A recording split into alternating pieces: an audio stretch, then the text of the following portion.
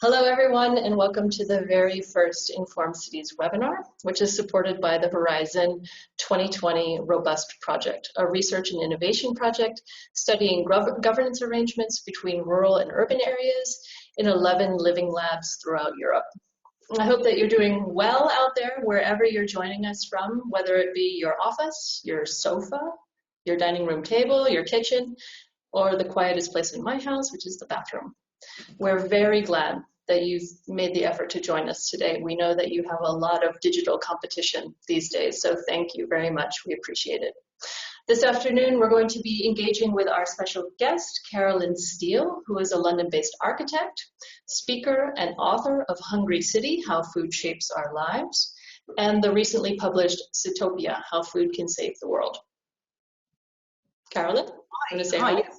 Oh, hello, everyone. It's lovely to sort of see you, as it were, and thanks so much for joining us today.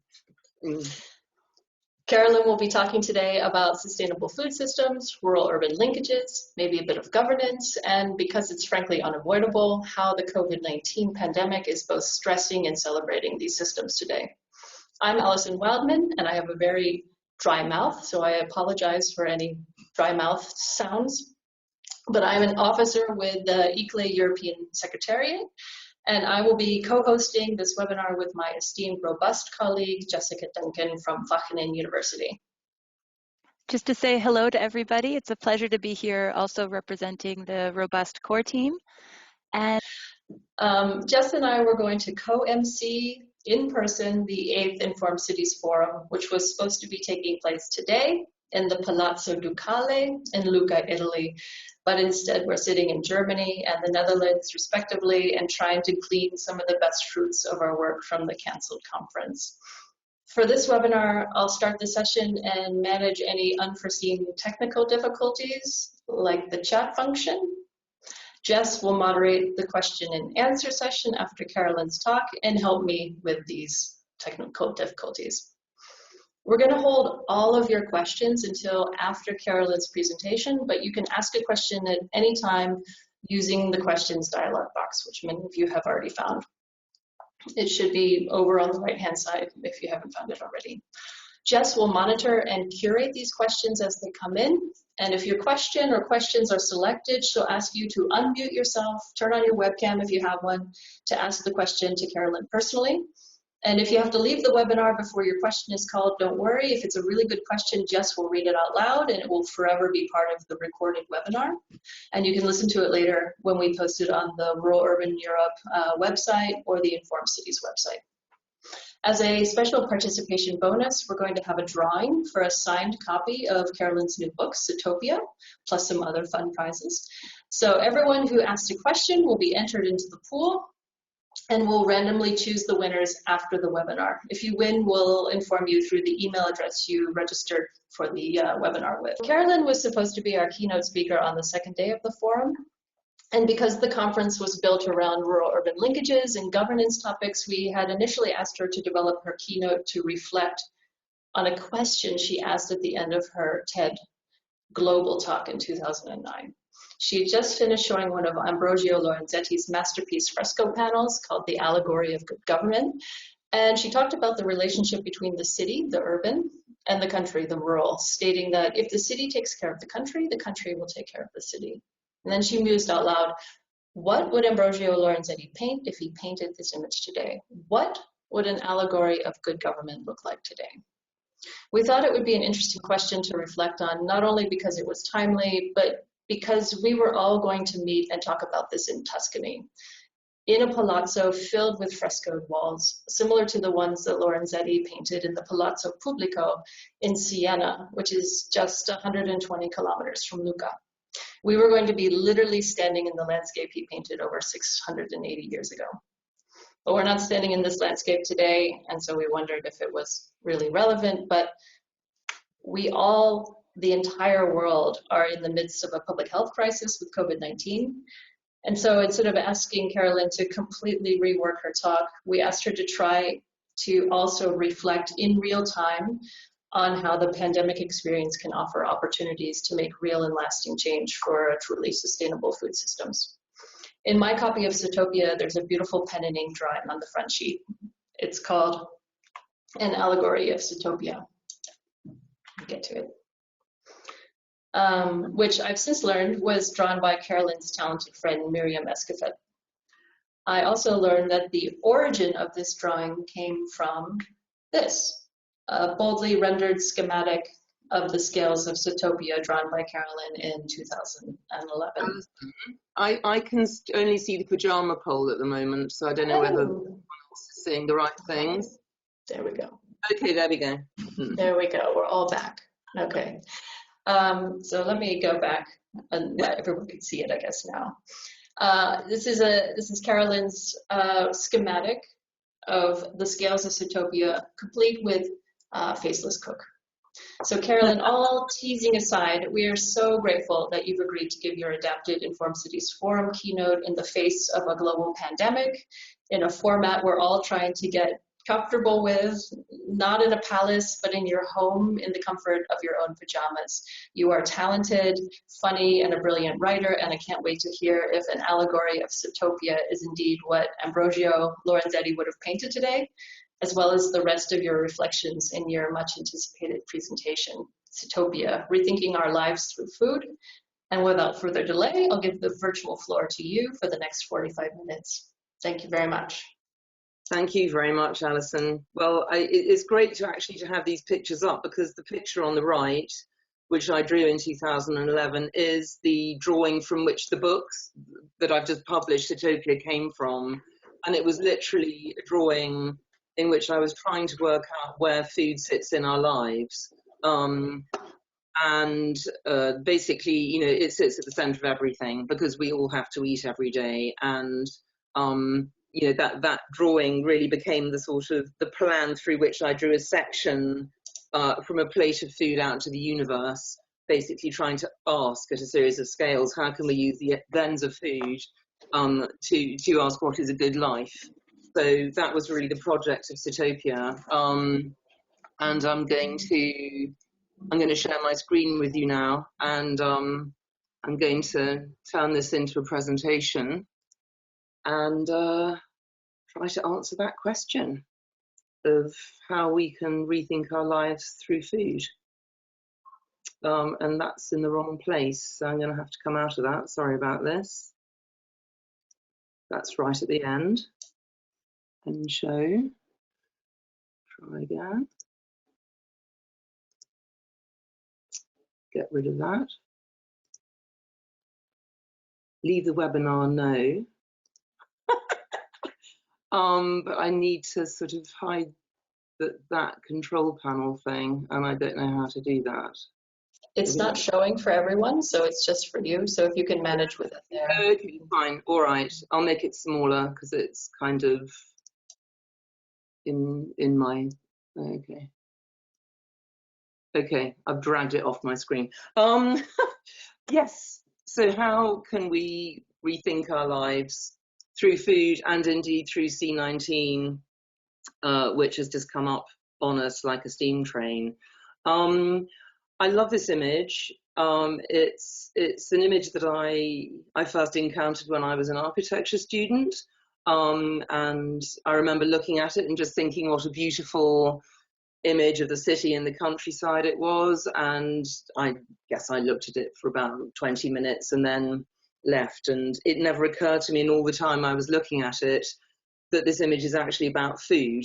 And that now seems incredible to me now. And so I suppose one of the questions that I've been trying to ask myself ever since is how is it possible that I couldn't see that this image was about food? And I think the answer is that food is so present in our lives. It's so basically fundamental to everything that we do. We wouldn't be here without it, quite literally, that we can't see it. It's actually too big to see. And so the powerful thing that we can learn to do is to, as it were, bring food, which is basically everywhere in the world around us, kind of here, and learn to see through it. And that is what Sitopia is. Sitopia is a word I invented about 12 years ago at the end of writing my first book, Hungry City. and it's a kind of food-based alternative to utopia. And I'm going to explain how that works in the course of the next 45 minutes. But essentially, the idea is that, and by the way, the SIT of Sitopia comes from the Greek word sitos for food, so that's where it comes from. Basically, you know, my idea was that if you try to ask what a good life is, you have to ask, you know, food has to be at the center of that question. And in fact, if you look at a lot of utopian thinkers, food is indeed at the center of their questioning, even though they may not have it front and foremost. So, for example, in this beautiful image, Lorenzetti's image, you can see that it's actually about a relationship between the city and the countryside. And this extraordinary division down the middle, this big red wall, which appears to be a barrier, is actually more of a membrane, a kind of living membrane. And everything is passing through it. Trade is passing through it. The city and the countryside are literally talking to one another, if you like. And again, if you look at the detail, which is very tempting to do and take up literally half my time doing that, so I won't, but you can see huntsmen leaving the city to go maybe shoot a boar or something. You can see asses coming into the city with grain on their backs. You can see peasants working in the fields. It's a very, very highly artificial landscape. In fact, it's a countryside, so it's a landscape modified to feed the city. And then inside the city as well, you can see flocks of sheep walking around, more asses arriving with grain on their backs. You can see a woman walking around with a basket of eggs and so on. So as Alison said in her kind introduction, it's absolutely true that what this allegory of the effects of good government is saying, and that title is very significant, and I'll come on to that later, what it's basically saying is precisely that the allegory of the effects of good government is that the city and the countryside live in harmony and in balance. And when you see that, and you see that it's all about the countryside feeding the city, it makes you wonder why every town hall in the world doesn't have an image like this on its walls. And that's another interesting question that I'll come on to later. But the point about it is that, you know, whether or not we can see it, the question of what a good life is for us humans has always been about food. In fact, you could say we evolved through the shared problem of how to eat. And I love this picture of one of the last few hunter-gatherer tribes left in the world. The Hadza in Tanzania. And what they're really doing is they're showing how we lived for millions of years, us and our ancestors, around the shared problem of how to eat. And really the discovery of fire and how to control fire was the game changer for us, because it allowed us to start modifying our landscape. It crucially allowed us to start cooking. And if you think about it, the way human society evolved is that once we learned how to cook, it was possible to always have a kind of backup meal. So we could then specialize in hunting, which allowed our brains to get bigger. And you could say that you hunt, I cook, which was a sort of social division between men and women in hunter-gatherer societies, is really the first social contract among humans. And you could also say that the shared meal, where the results of half the band having spent the day hunting and the other half having spent it tending the fire and cooking, the shared meal where the sort of the combined results of their efforts are meted out and enjoyed together is the first economy, and I would also argue the most accurate and open and fair economy that we've ever devised. Today, of course, we solve the problem of how to feed ourselves in a very different way. We've invented this thing called farming. We've invented these things called cities. And indeed, most of us now live in a thing that we would call a city. And food kind of arrives as if by magic. And we don't really stop to think very much about where it might have come from or how it was produced, generally speaking. So really this is all about distance. It's all about the very opposite of the way we evolved as a species, because it's basically separating us from the sources of our sustenance. And I call this the urban paradox. And the paradox really is that the more we gather together in order to be sort of civilized, the further and further away we get from nature, which is basically what we all ultimately dwell in. And the paradox is that there's no ideal solution to this dilemma of how we should live. Of course, you could be forgiven for living in a city and thinking we've solved the problem of how to feed ourselves, because there's this fantastic cornucopia of plenty confronting us, or indeed there was until 2 weeks ago. And I think really the shock of COVID-19 and what we're facing now is that it's shocked us out of this kind of assumption that we've got it all solved. And I do realise, of course, that the audience in this webinar are people who do realise that we haven't actually solved the problem of how to eat, but the vast majority of people won't have thought about this before. So this did come as a profound shock. And as we saw, we have extremely fragile systems that aren't designed to deal with this kind of unforeseen shock. So I always find it quite interesting to ask how we got to a place. And in terms of, you know, the way we live now, the story really begins somewhere about 12,000 years ago, in a place called the Fertile Crescent in the ancient Near East. And I apologize to those among you who basically have been studying this for the last 20 years, but just in case there are people who don't know this story. And of course, other parts of the world as well were also evolving around about the same time. I mean, interestingly, this happened at the end of what you might describe as the last great climate crisis that the world faced, which was the end of the last ice age. A lot of the very rich vegetation that people had been living in started to recede northwards, and there was a population explosion because the world was heating up, and people were running out of food. And to cut an extremely long story short, they began to experiment with a new way of feeding themselves, which was to farm. And grain was the really revelatory food that came out of this. People had been eating a bit of grain before, but they hadn't been sort of concentrating on it, saving seed, planting it in the ground, and sort of really looking after it and waiting for it to come up. The big difference between hunter-gathering as a way of life and farming as a way of life is that the first one is essentially peripatetic. You basically move around, you follow the food around in a territory, but nevertheless you keep moving. Whereas with farming, you absolutely have to stay in one place, because if you've invested work in the ground, you know, you need to camp nearby and you need to protect it. So very slowly we have the evolution of static human settlements. There were very, very few static human settlements before farming, but not many.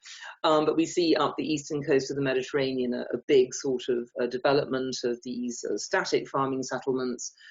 And then in this little group down at the top of the Persian Gulf, or what was the Persian Gulf then, which has slightly moved geographically, but critically where the Tigris and Euphrates rivers met, in Mesopotamia, as in between two rivers, we have this little group of permanent settlements, permanent farming settlements that were complex enough to be called cities. And I guess the sort of the really big point, and again I apologize to the 2/3 of you who know this stuff backwards anyway, is that urbanity and agriculture co-evolved, and you basically can't have urbanity without agriculture, and grain is the critical food.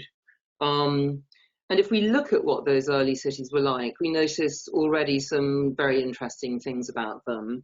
The first is that they're very compact, so that's about 400 or 500 meters across only. It's very dense, so that little area, that little residential area, I think I can use my mouse sparingly. So anyway, that little residential area there, that would have been like that all over the city. So that's just the bit that they happen to have excavated when this map was drawn. So very, very dense, very little open space. But then this very large temple complex in the middle, which was not only the spiritual hub of the city, but also its administrative hub. And what's interesting is that all sorts of things like writing and accounting were actually invented in these cities, pretty much explicitly in order to deal with what was the temple's biggest job, which was organizing the harvest, which was the most important moment of the year. So, of course, the city is surrounded by productive farmland. That's been created by damming up the river and very carefully irrigating the land and storing the water over the course of the year and so on. So very, very sophisticated system. In fact, the earthworks which they used to contain the water were effectively the first ever municipal public works. And you could also say that this landscape is the world's first countryside. So if we were going to, in modern terminology, describe how the world's first cities fed themselves, okay, the webcam isn't visible to any attendees, but I guess that's fine. I'll just carry on. Assuming that's all right. Things are bouncing. Let me just see if You can turn it back on if you want, Carolyn. okay, but it's off to people. That's fine. That's good. I mean, I can't see myself anyway. Everything else is fine, is it? Shall I just carry on? Yes, carry on. Sorry. Okay, good. Okay, I'm getting rid of my panel again. Excellent. People can't see my panel anyway, can they? No, just me. So if we were going to use modern terminology to describe how these earliest of cities fed themselves, we would say that they were city-states, which basically means they were a solid blob of urbanity surrounded by productive hinterland, countryside.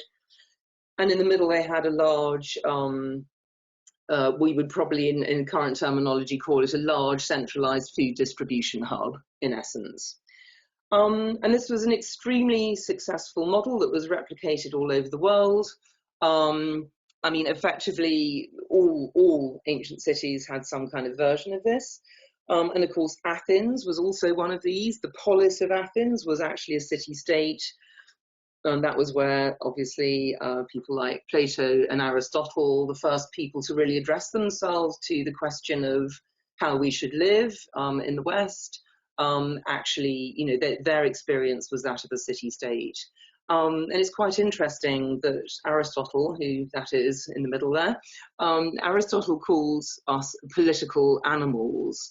And I think this is a really useful term and a really interesting term, because on the one hand, it tells us that we are social beings. We need to be with one another in order to thrive. So this is the social element, but we're also animals. So we also need nature. So we have an inherent duality in our personality. And of course, for Aristotle, you know, the question of a good life, he was really the first person to determinedly, systematically ask this question on a practical level in his ethics. You know, he says there is no such thing as a good life unless it's a social life. You know, in other words, a good life can't be considered unless it takes in the whole of society. But what's also very interesting about this duality that he identifies is it's really the nub of the urban paradox, what I call the urban paradox just now. Now, his solution to this, and Plato's as well, by the way, and in fact, this is entirely bound up with sort of Greek culture in general, was to limit the size of the city. So to keep the city small and to feed it from its hinterland. And Aristotle had this term economia, which you can see here, which of course is the basis of our modern words economics. And the idea of this was that every citizen would have a house in the city and a farm in the countryside. And the farm would feed the house, so each house would be self-sufficient. So economia actually comes from ekos, which is house, and nomos, which means management. So it's management of the household. So every household feeds itself. And then if every household does the same thing, then you have a self-sufficient state. And for Aristotle, when the city got big enough that there was enough division of labor inside that it could basically take care of itself and be self-sufficient in all respects, that was the ideal size of a city. And I find it very interesting that Aristotle warned against another thing called krematistike, which means the making of money for its own sake. And he said, krematistike will never make you happy, because there's no end in it, because there's no such thing as enough money.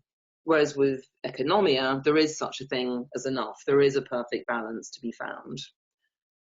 Now, Carolyn, can I interrupt? People have been asking if you put your webcam back on. Say it's more live. Sure, I didn't turn it off. It just went off. Let's see if we can turn it back on.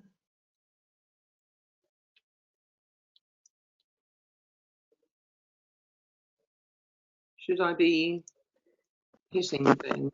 Oh, There, you're back. There you are. There you are. Great. Good. I'm back. As I say, I didn't turn it off. It just turned itself off. I'm going to make myself small so I don't distract myself, if you see what I mean. But I'll be over there. Good. Excellent.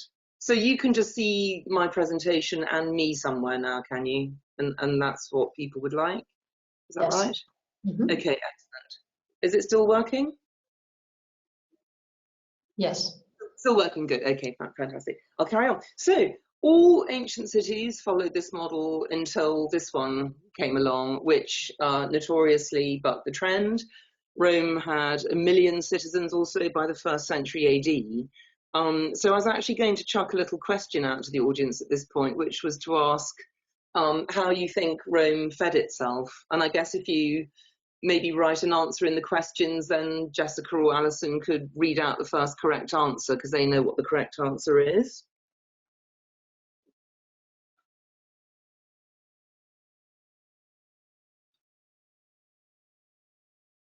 Anything coming in?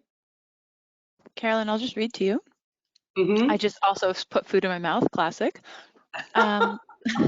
Slave labor, the empire, farmland in Sicily, other colonies, trade, tribute, grain, empire. This is a fantastic, yeah, thank you. That's enough. Yeah. This is a very, very well-informed and knowledgeable audience, and I did realise that, so I do keep apologising to those for whom this is all blindingly obvious. Anyway, the answer is indeed empire, if you like. And so that's lots of prizes of pairs of pyjamas going out to the audience there for all those correct answers. Basically, you know, we think of food malls as a modern phenomenon, but of course they're not. In fact, the only way that a city the size of Rome could have fed itself in the ancient world is by having access to the sea. And basically, you know, yes, indeed, colonizing Sicily and Sardinia and then Carthage and then Egypt in order to get its hands on their grain reserves, grain, of course, being the most important food of cities. But of course, it was also importing wine and oil and pork and even fresh oysters from Britannia at a certain point. So Rome is fascinating to study now because it's really the first city that radically outgrew its local hinterland. That's not to say that cities like Athens didn't also trade and didn't also have major food issues, because they did. But Rome really just took it to a completely different level. It really was the first consumer city, produced very little, just a little bit of pastio vellatica, which was like kind of high-end villa farming in the suburbs, producing luxury goods for the city, fruit and vegetables, but also things like lampreys and nut-stuffed dormice and stuff like that. Really quite an interesting parallel with vertical farms today, I would say, which cluster around cities and produce high-end greens for the luxury market. But the point is that a city that size could not have grown without access to the sea, because transporting food over a long distance in the ancient world was, of course, as much of an issue as producing enough food in the first place to feed the city. So transport was vital, and it limited the size to which cities could grow. It's been estimated that it was about 50 times cheaper to transport food over water than over land. So basically, if you, there's a brilliant a PhD written by Neville Morley where he compares the cost of growing, say, grain for Rome 20 miles out of the city, and it would have cost more to transport it into the city than sailing it up from Carthage. So that just gives you some idea of the price differential, or the difficulty differential, you could say. The first person who, and normally if this is a live conference, I would say who's heard of Fontan, and then 90% of people put their hands up, or in other audiences, nobody does. But anyway, the first person who analysed how the productive hinterland of a city would naturally develop was Johann Von Tunein, who wrote a book called The Isolated State in 1826. And he basically said if there was a city represented in this diagram by the pink blob in the middle, and you just plonked it in the middle of flat, featureless, fertile land, how would the productive hinterland naturally evolve? And he said, well, you would have market gardens near the city, which as I've just described, Rome indeed did. You'd then have a band of varied firewood growing, but also different kinds of grain growing, because grain is the most important food for the city, but also very heavy and bulky in relation to its value.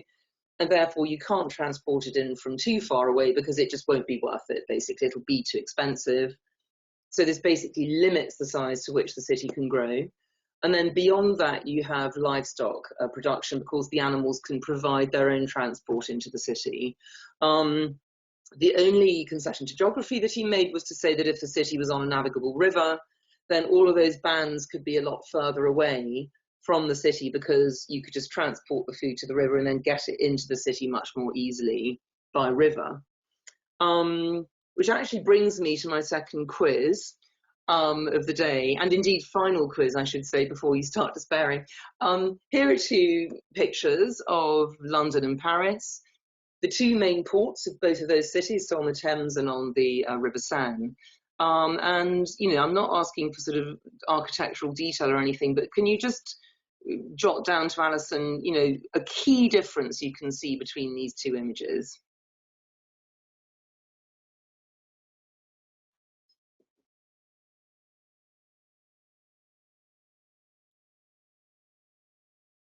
And I'm sure you're such a knowledgeable audience that the answers are already coming in. They're flowing in. Navigable river from the sea, sailing boats, sailing boats, sailing boats, the ships, the shore, ships, people. Yeah, good. Thank you. Sailing boats, exactly. Or sailing ships, indeed, exactly. So the critical difference between London and Paris was that London was on a navigable river and Paris was not. And so much flows from this. And before COVID-19, I always used to say this explains Brexit, and then, by the way, that was a joke because nothing explains Brexit. And thank goodness nobody seems to be talking about it anymore. But anyway, you can see these essential differences between the approaches these two cities took to feeding themselves. So on the left, you can see London was part of the Hanseatic League. It had a very maritime trade. It had no problem feeding itself at all.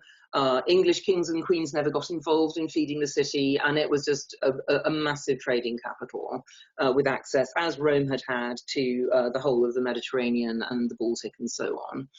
Paris, very, very different. There's this brilliant book written by Stephen Kaplan, some of you may know, called Provisioning Paris, where he talks about the crippling difficulty of feeding the city because it's 170 or so kilometers down a very windy, very sluggish river to the sea. It couldn't import food easily from abroad. And so instead, it imposed itself on the countryside with these so-called provisioning rings, which were really like the city enforcing, extracting grain from the countryside by force if necessary. And when you think that, you know, one harvest in about 3 used to fail, you get some idea of how popular a political policy that was. That's a joke. That was not popular at all. As a result of this, the city adopted a very centralized, an attempt to control the food supply. This is Louis XVI, so the king was made the baker of last resort, so-called, who was held responsible for feeding the people. There was a grain police of thousands of officials. If you look at the map on the top, there was a centralization of food supply. So Les Halles was created next to the Louvre and next to the Hôtel de Ville and next to the Port de Grève, which I just showed you, which is the main grain port. So everything was concentrated in the middle. And basically, they were desperately trying to sort of centralize and rationalize the feeding of Paris. Of course, this didn't work at all. And something very interesting that comes out of it is that you get a very different economic take on how one should feed a city. So on the left, we have Adam Smith, who famously wrote The Wealth of Nations in 1756, when he was basically just been visiting Paris, he'd just been talking to the physiocrats and François Carnet on the right, who were trying to argue for free trade to free up the countryside around Paris to make it easier to feed the city. But a crucial difference, and a very interesting difference, is that while Quesnay and his group of economists were arguing for protectionism, so they wanted to free up trade between Paris and the surrounding countryside, Adam Smith is saying, no, you have to open up Paris to global trade. And, you know, it's only through global trade, for example, of the kind that London is able to indulge in, that you get real wealth generated. So, of course, that was before the French Revolution. The French Revolution, again, you know, it was a combination of many factors, but certainly food was a major element. There were a series of failed harvests leading just up to it. The king was held responsible because he was responsible. He was the baker of last resort. He couldn't feed the people. And this is a political cartoon of the time called Fat Birds Fly Slowly, which depicts the king trying to escape the city and the police catching up with him. And basically the idea of the cartoon is he was so greedy that not only could he not feed his people, but he couldn't even save his own skin because he stopped to have a meal even as he was trying to escape the city. And I think if you ever want an example of why politicians are terrified of food, look no further than Paris. I mean, basically, it was always a complete curse to various politicians that they were held responsible for feeding people when it's a very, very difficult thing to do. Of course, London was very different. If we look at these maps of London, you can see on the top left one, the market garden surrounding the city as Von Tunein described. But you can also see that the city, which is the main body of the city here, is the old Roman city. And then Westminster, where the kings and queens are down here. So they are taking no responsibility whatsoever for feeding the city. The city is feeding itself, and it's doing it very effectively. The yellow map shows how the grain is coming in. You can see that the streets, a street called Bread Street, for example, is where, grain was coming in to the two main ports of Queenhithe and Billingsgate, trying to make its way up to Cornhill, where it's being traded. So basically grain is flowing through the city, and flour and bread. You can see in the blue map where the fish is coming in, obviously also coming in by river, to the two main grain river ports as well. Again, trying to make its way up to Cornhill, and Cheapside, which is the main market there, and being traded on the way. So Friday Street was where the fish was. Went on Friday to buy fish when the eating of meat was forbidden, and so on. Billingsgate, of course, famously remained the main fish market until the 1980s. And this is something else that's very interesting about foodways, is that once they're established, they're very difficult to break, because obviously you can't stop feeding the city. The food has to keep coming every day. Of course, down here on this map, you can see the place where Borough Market remains today, and that actually preceded London. So markets often preceded cities. They were places of exchange around which cities were built. The red map shows London's meat. Poultry is where the turkeys and geese would waddle in from the north and east, and they were traded at the east end of Cheapside. And then Smithfield was the main livestock market, and that was a smooth field originally outside Newgate, and that remains London's main meat market today. So that's been there for something like over 1,000 years anyway. It's about to be shut, which makes me very sad, and I think is a big mistake. Nevertheless, you can see that the city is being shaped by food, and there's very, very liberal trade. Of course, the other thing to say about the way cities fed themselves in the pre-industrial era is that food was very visible. In fact, visibility was really the key. And essentially all trade had to happen in open markets like this, so it could be easily monitored by the city authorities. So even though the King and Queen of England did not feed London, nevertheless, the authorities kept a very close eye on how the trade was happening. And basically it was all, most of it was out in the open and under license. Although, of course, the slaughter of the animals was actually unlicensed and basically just happened in basements all around this space, where there could be up to 10,000 animals at a time. So I call it necessary chaos. But I think, what images like this also show you is that the inherent organic nature of cities was very visible in the pre-industrial world, because basically, if you were going to eat meat, you could see it kind of bleating and moving outside your window a couple of days before. So all of that is a very, very, very rapid summary of what the relationship between food and cities was up to this point. And this really is one of those game changers. All the cliches come out, everything changed overnight and so on.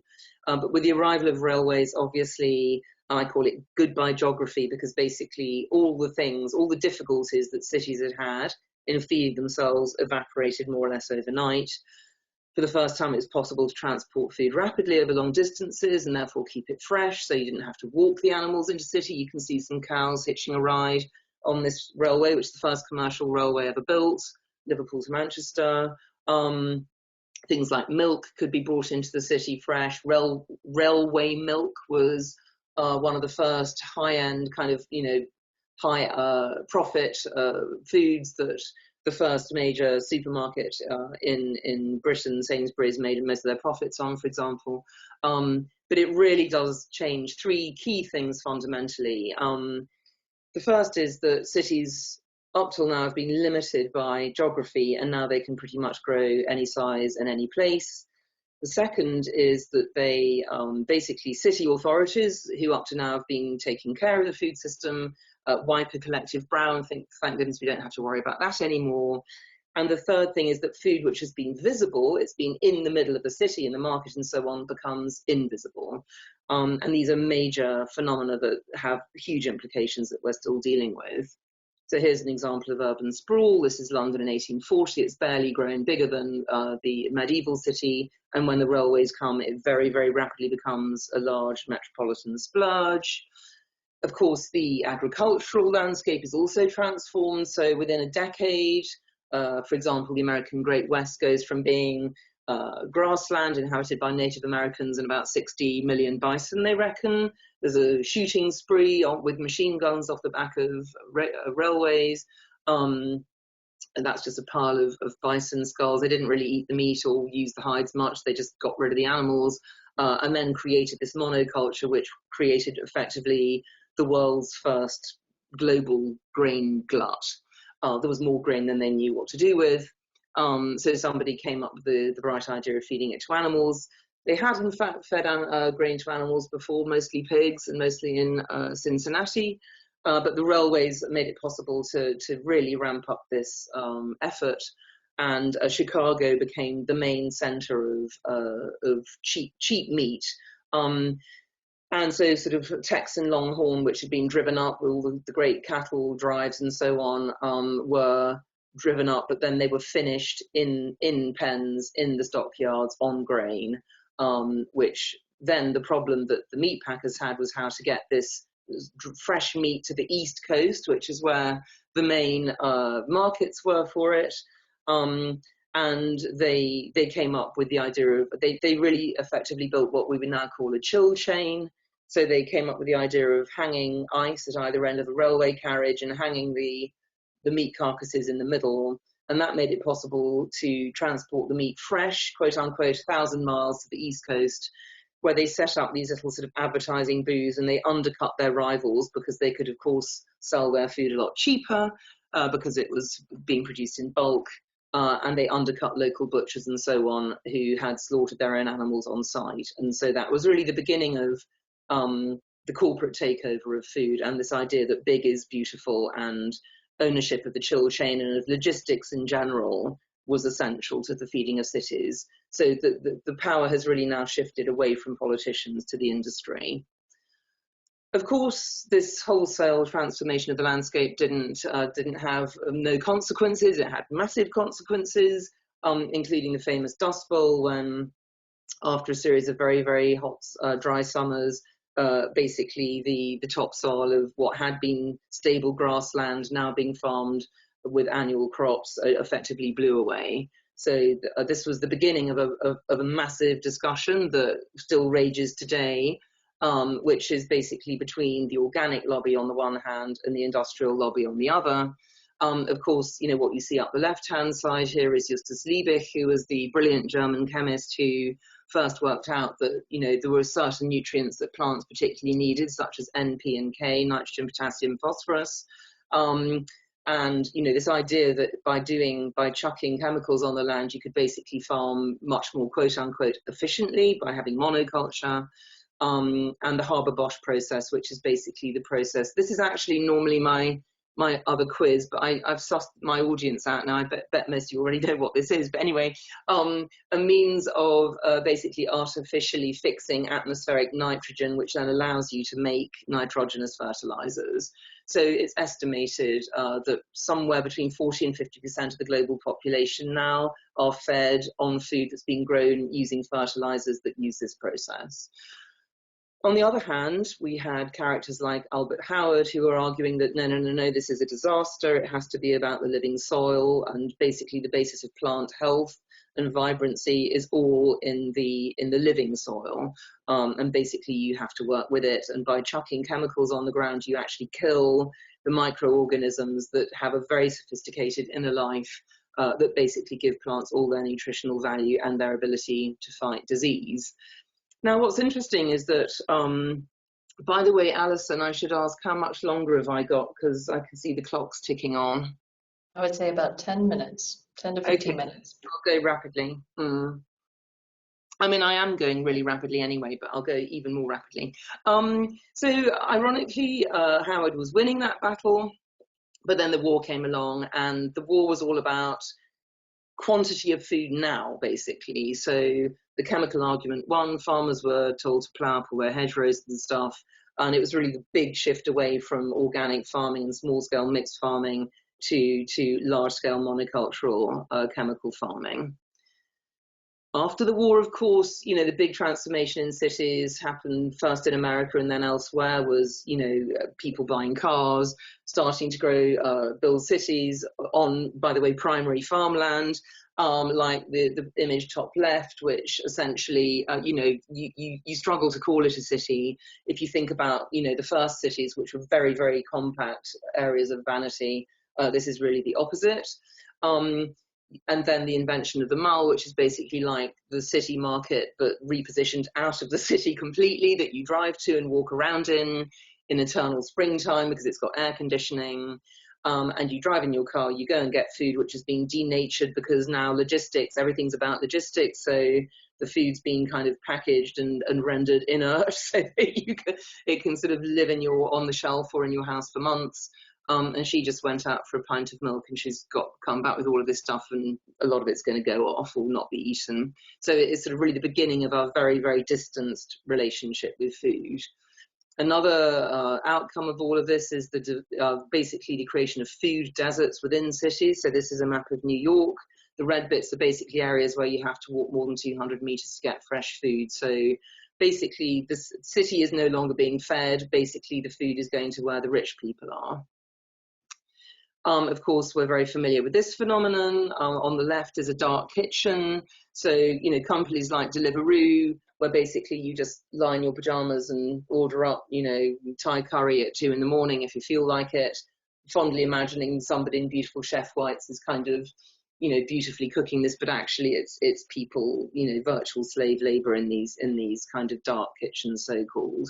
So that, again, this is the sort of, I guess, the place where we began this lecture with, this kind of illusion of having solved the food system, but all these deep, deep problems underneath. Massive consolidation, because that's what happens when politicians step away from food, is the food companies get more and more powerful, because as our ancestors knew very well, and we appear to have forgotten, control of food is power. And of course, we pay less for food historically than we ever have. I mean, yes, we pay a little bit more now, but, you know, up till various recent crises, we were paying less for food than people ever had in history. But of course, that's only by externalizing the true cost of food. So degraded farmland, climate change, loss of fresh water, diet-related disease, eutrophication of lakes, huge food wastage, feeding a third of the grain harvest to animals when we could be eating it ourselves, spending 10 calories of energy for every calorie that we consume as food, and a massive decline in biodiversity. So it's really, and again, pre-COVID-19, so up till about 2 weeks ago, this was really the big story. And of course, it still is the big story, but we're just slightly lacking bandwidth for it at the moment. But the world is turning into a kind of, it's following this model that was really begun in the UK and then sort of really honed in the USA of industrial food systems. Of course, now with COVID-19, I mean, this is throwing so much interesting light onto all of this, because basically it's throwing up both the fact that we're all in this together, which people, of course, who've been fighting climate change have been saying for years, but also the fragility of our global world. I mean, very, very interesting things. I've just thrown a few thoughts together. I mean, I'm sure many of you have seen this mass exodus out of big Indian cities that's been happening in the last week or so since the lockdown in India. 45 million or so rural migrants who have no real home in the city. They're just there living from day to day, all trying to get back to their villages. So what we see is a massive imbalance between the city and the country in India. Bottom left, we see these are Deliveroo type people in Bangkok. So basically they're all sitting there 2 meters apart, but they're basically delivering food to people who are rich enough to still have this magic carpet thing going. top right, obviously there's a lot of discussion now about where these zoonotic diseases are coming from, and of course a lot of people are saying it's because we're encroaching on wilderness where we shouldn't be. So it's something about a really screwed up relationship with nature. And then bottom right, the fact that lo and behold, there's nobody in the UK to pull the veggies out of the ground because they all used to come from Eastern Europe. And I mean, that was already a problem with Brexit, by the way, but nobody seemed to really clock that. But now we've got COVID-19, hello, it's actually happening. So big problems. Of course, we've got positive stories as well. I mean, people helping their neighbours, like this story on the left. I mean, I'm secretly, well, not secretly at all, but I mean, I'm really hoping that the fact that people are spending more time at home with their kids is actually going to make them rediscover the joys of cooking with their kids and spending time with them at home. A massive resurgence of obviously people growing food, because that always happens in a crisis. So I guess the question really is, which of these negative things and positive things are we going to take out of COVID-19 going forward? And for me, I mean, the big question we have to ask really is to ask the question again. So the original, I mean, I love this quote from the brilliant architect Cedric Price, who said, technology is the answer, but what was the question? And I often think we forget to ask this, and basically what's really interesting is that the big questions that we need to ask as humans haven't changed over thousands of years. They remain the same.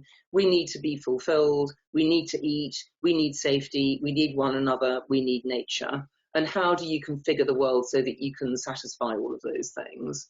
And it's very interesting to me, by the way, that a lot of these utopian models, like Plato's Republic, Thomas More's Utopia, and Howard's Garden Cities, they're all really following what Aristotle talked about at the beginning. Well, Plato's not, because he was Aristotle's teacher, but anyway, same principle. Keep the city small and surround it with farmland is the basic idea, but then network the city so that they can work together.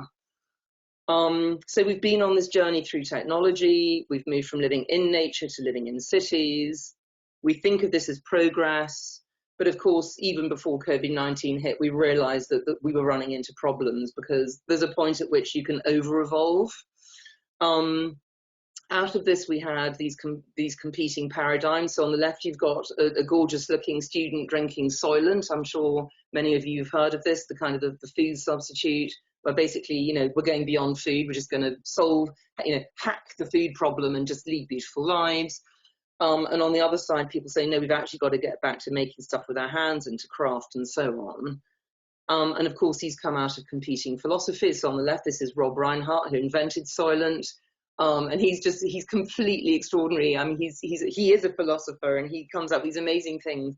But he said, worrying about something as simple as food in the digital age is weird. So that gives you an insight really into the sort of the super technical mindset that we can just solve everything and, tech our way out of it. And there's so many things that in life that are so much more interesting than food. And on the right-hand side, we've got Epicurus, who's really the opposite pole of all of this, who talks about the joy of eating being, really the joy that's just there keeps giving because you have to eat. So it's the joy and necessity, really. And he says things like self-sufficiency is freedom, which is basically going back to a simple life. And I suppose it's out of this kind of dichotomy that I really invented this word, Sitopia, that I was speaking about at the beginning. Because utopia, although it's our greatest tradition of thinking in a multidisciplinary way about how we should live, it's got flaws. And the basic flaw is that it's a good place but no place, which means it's perfect and therefore it doesn't exist. And it struck me that because our world is so shaped by food, and there's so much food in utopian thinking but not at the centre, as I said, that I think we can just put food in the centre of our thinking now, and we can address all of these complex problems that we face through it. So that's what Sitopia is. It's looking at the world through the lens of food. What does that mean? It means that we can look at what we eat. There's this fantastic book, Hungry Planet, some of you may know, where, basically you just look at a family and what they eat in a week, and from that you can extrapolate the kind of landscapes we're producing, health, sociability, all the things that matter in a good life. So for example, are we letting cows eat grass, which is what they evolved to do? And by the way, we can't eat grass, so that's a beautiful synergy. Or do we feed them on grain in these CAFOs like the top right? Do we go into physical spaces? And I know with COVID-19 we can't do this, but isn't it interesting how we're feeling the physical lack of sociability, even after a week of lockdown, do you go into a physical space and use food as an excuse to animate the city and meet other people? Or in the name of efficiency, do you just leave the city and go to a box or just order your stuff online? Do we take time for food? And of course, we're all having to do this now, and I find that really interesting and potentially encouraging. Or do we just whiz our meals out of the way because we're on our way to doing something else? And the latest stat was that 20% of meals in America are eaten in a car, for example. It's very interesting, again, in relation to COVID-19, that the true value of food only becomes visible in a crisis.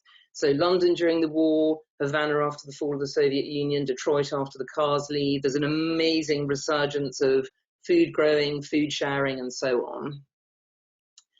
And I think we've come to the point now where, I mean, and again, COVID-19 is another massive wake-up call. We have to recalibrate our relationship with nature. So this implies a massive revolution in the way we feed ourselves, and we can only do this if we value food. So I think, the big message I'm coming out with here, and really the big argument in Sitopia, is that a good Sitopia is one in which you value food, and we've created a bad Sitopia because we've created this thing called cheap food that doesn't exist. So the single biggest change we can make is to revalue food again. And if you do that, you realize that we can't have a food system that looks like a tree, which is the one on the left, because that's monopoly. We have to democratize the food system by joining the roots of the branches. That's basically Carlo Petrini's idea of co-producing. There's many examples of that: food co-ops, community-supported agriculture like top left, guerrilla gardening, organic food systems, and so on. Crucially, this requires different forms of governance, and I'd love to maybe discuss that a bit more in the time after my talk, which is very nearly at the end.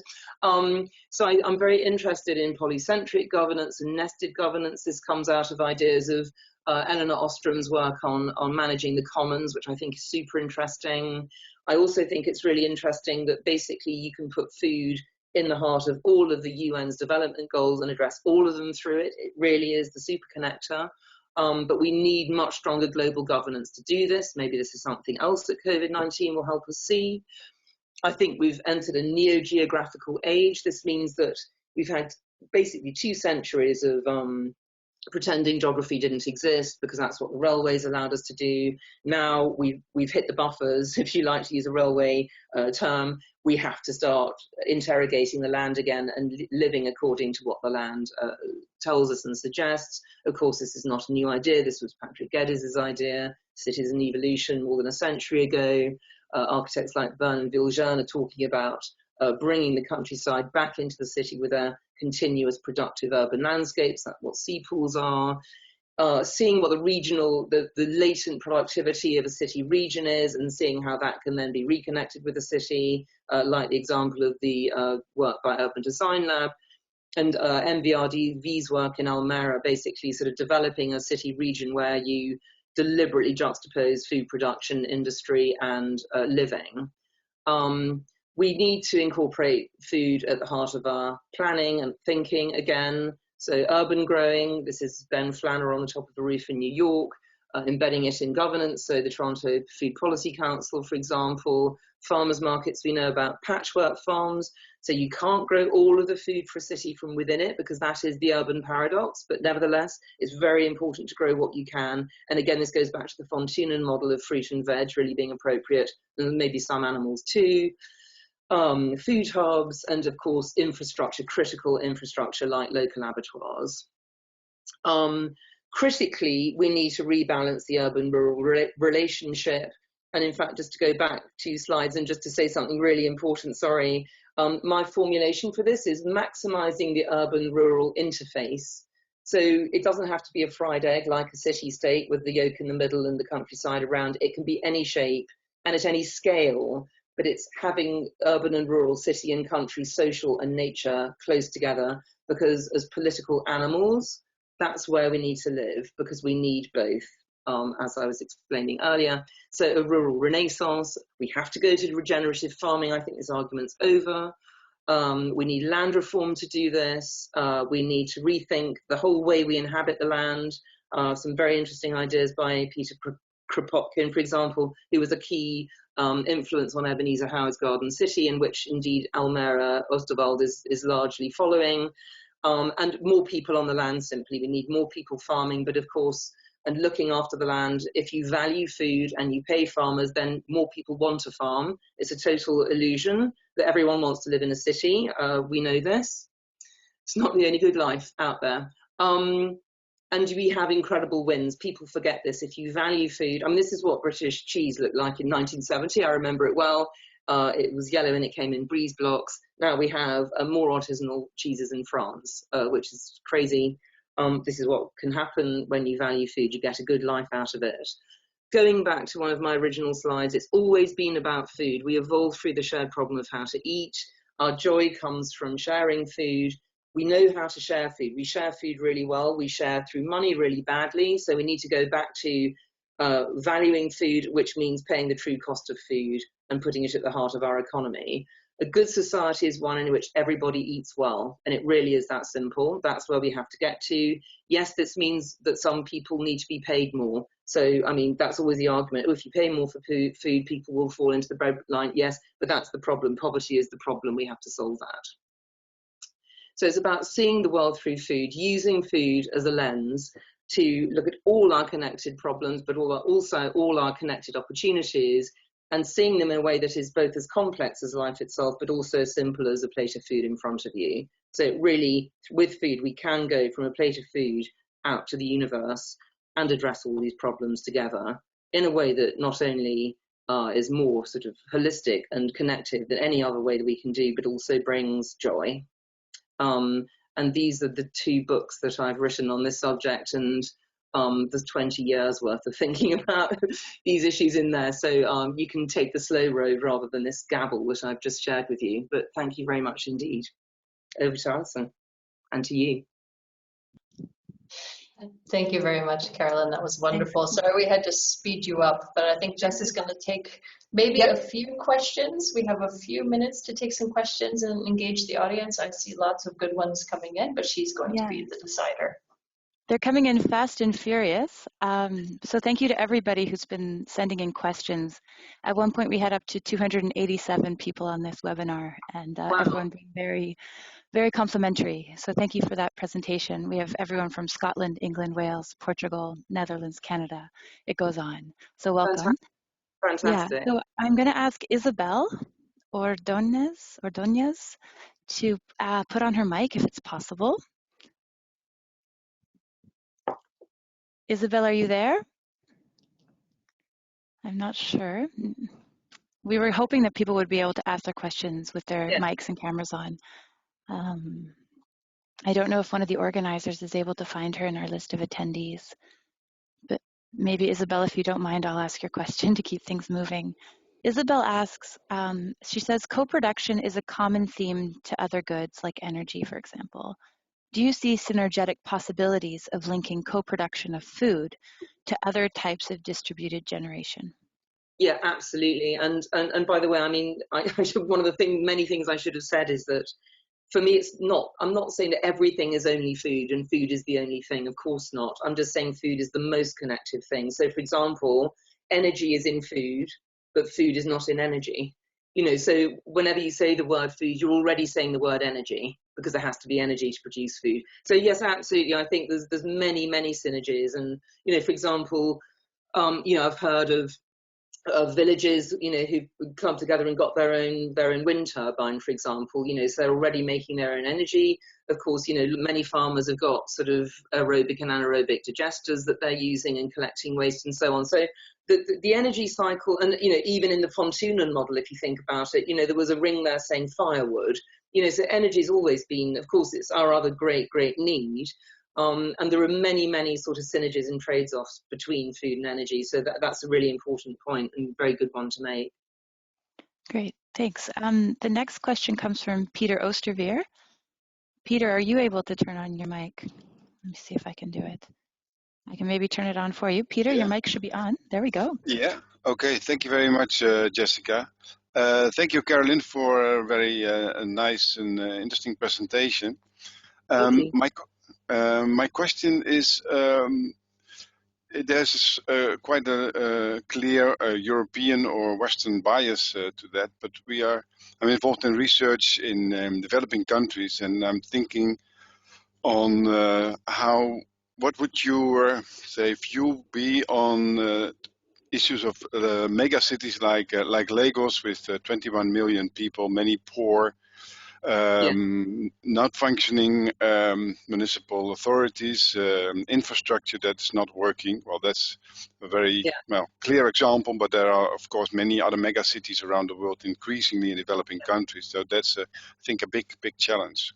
Thank you. I really agree. Yeah, no, I really agree. And I mean, again, I always end up talking about the things that I didn't talk about in the talk, even though I say a lot of things. And you're right. I mean, I do have I deliberately have this Western focused arc, because I think that's what's got us to where we are now in terms of the industrial food system, which is, as I say, going global and in a very damaging way. And that, of course, is then coming to the global South again in a damaging way. So I think, I mean, what I'm arguing in the book actually very much is that, you know, in a way that the global South is where we need to go down a different path and get this right. And so what we need is a vision of a good life that is not what the West has done. And the easiest way to do that is for the West to say, actually, we've come here, but we started going wrong here, and now and COVID-19 allows us to go right down here and say, and now we need another trajectory that may even look like that. And I think doing it through food is really important, because we know everyone is going to have to eat in the future, and we know that, you know, food is the greatest employer on earth. And I mean, what I'm arguing for in the book is that, you know, if we value food, then everything else follows. So we have to get to an idea of a simple life that is simpler, of a good life that is simpler, that is more locally based, that is more to do with individual production as well as consumption. So, I mean, this is an idea that, for example, the anarchists were very interesting about. I just briefly mentioned Peter Kropotkin, but, you know, not turning cities into vast consumerist blobs and assuming that all the stuff's going to come from somewhere else, because we can't, you know, this doesn't work. Rome proved it doesn't work. Rome ate itself to death. We're doing it again. So absolutely, how do you, I mean, this is probably the most important question now. How do we look at cities like Lagos, like Tokyo, I mean, all the mega cities, as you say, which are developing at the moment along Western lines. So, you know, the informal city is trying to become the formal city and so on.